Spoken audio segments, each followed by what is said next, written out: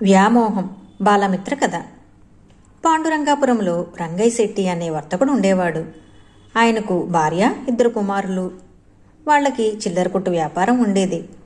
న్యాయబద్ధంగా వ్యాపారం చేసుకుంటూ అతిథి అభాగ్యతలను ఆదరిస్తూ భగవద్భక్తి కలిగి ఉండేవారు. ఒకనాడు ఆయన ఇంటికి ఒక యోగి వచ్చాడు. వచ్చిన అతిథికి చక్కగా భోజనం పెట్టి నూతన వస్త్రాలిచ్చి ఘనంగా సత్కరించాడు. ఆ యోగి శెట్టిగారి దైవభక్తికి, అతిథి మర్యాదలకు ముచ్చటపడి, నాయనా, నీ దైవభక్తికి ఆనందం కలిగింది. నీకు ఈ జన్మలోనే మోక్షం కలిగించాలనుకుంటున్నాను అన్నాడు.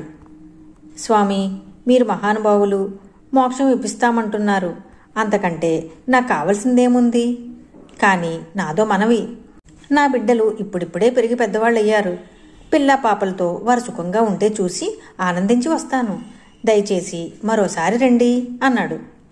యోగి, సరే, అలాగే, మరోసారి వస్తాను అంటూ వెళ్ళిపోయాడు. శెట్టిగారి కొడుకులకు వివాహాలైపోయాయి. 2 కొడుకులు పుట్టారు. వ్యాపారాలు చూసుకుంటున్నారు. హాయిగా కాలం గడుపుతున్నారు. 5 ఏళ్ల తర్వాత యోగి మళ్ళీ వచ్చి, ఏం నాయనా, మరి వెళ్దామా? మోక్షం ఇప్పిస్తాను అన్నాడు. శెట్టిగారు, యోగీంద్ర, నా భార్య గతించింది. ఆమె తిరిగి మా ఇంట్లో మహాలక్ష్మిలా పుడుతుందట. ఆ ముచ్చట చూసి వస్తాను. తమరు మళ్ళీ రండి అన్నాడు. సరే నాయనా, ఈసారి మళ్ళీ వస్తాను. అప్పుడు మాత్రం కాదనకుండా రావాలి అంటూ వెళ్ళిపోయాడు. అలా వెళ్ళిన యోగి మరో 10 ఏళ్ల తర్వాత మళ్ళీ వచ్చాడు. శెట్టిగారు కనిపించలేదు.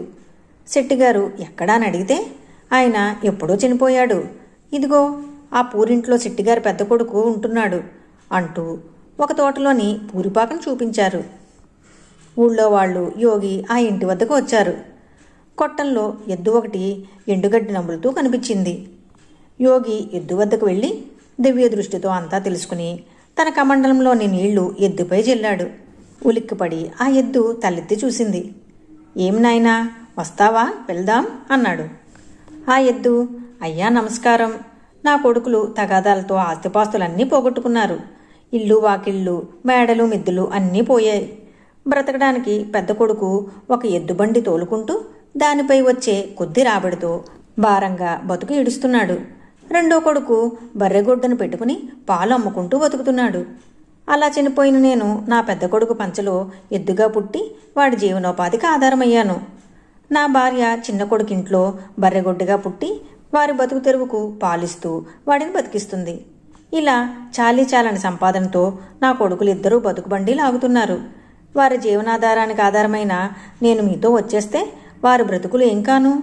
చూస్తూ చూస్తూ వారిని వదిలి ఎలా రాగలను స్వామి? నన్ను క్షమించండి అన్నాడు కన్నీళ్లు కారుస్తూ. ఆహా, వ్యామోహం ఎంత చెడ్డది!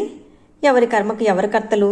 ఎంత వారికైనా విధిని దాటం అసాధ్యం అనుకుంటూ వెళ్ళిపోయాడు యోగి. ఈ కథ మీకు నచ్చినట్లయితే లైక్ చేయండి, షేర్ చేయండి. మరిన్ని మంచి కథల కోసం మా సంపత్ ఛానల్ సబ్స్క్రైబ్ చేసుకోండి.